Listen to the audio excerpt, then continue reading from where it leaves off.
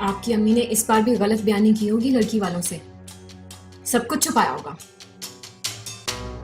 छुपाती रहें, हमें क्या।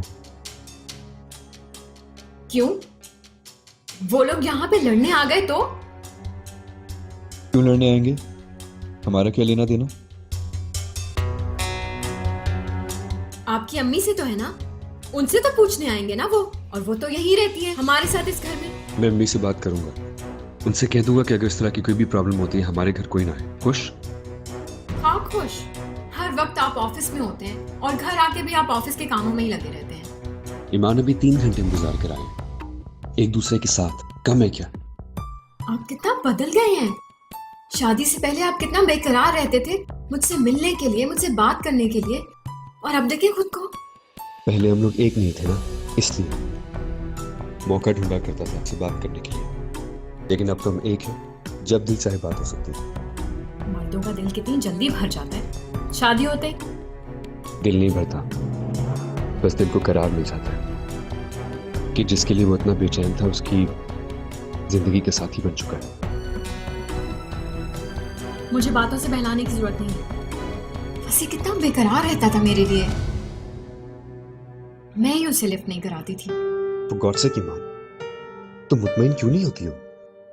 क्योंकि मैं मुतमईन नहीं हूँ। तो प्लीज खुदा के लिए कोई एक्टिविटी ढूंढो, इस तरह तो तुम मुझे पागल कर दोगी। पागल? मैं आपको पागल कर रही हूँ? देखो ईमान, शादी के बाद सब कुछ नॉर्मल हो जाता है, वो बेचैनी, वो बेकरारी सुकून में ढल जाती है। और वैसे भी मर्द को बाहर जाके कमाना भी होता है, वो हर वक्त बीवी के पहलू से लग के बैठा तो नहीं रह सकता। मुझे पता था आपकी मोहब्बत जो समुद्र की लहरों की तरह मुंह जोर थी ना, दूध के उबाल की तरह बैठ जाएगी।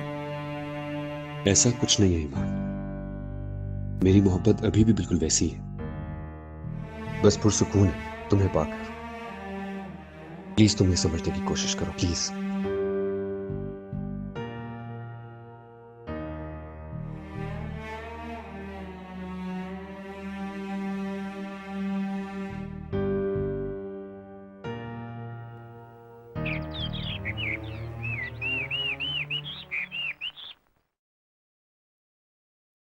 सालकुम में वालेकुम अस्सलाम। कितना बदल गई है ना,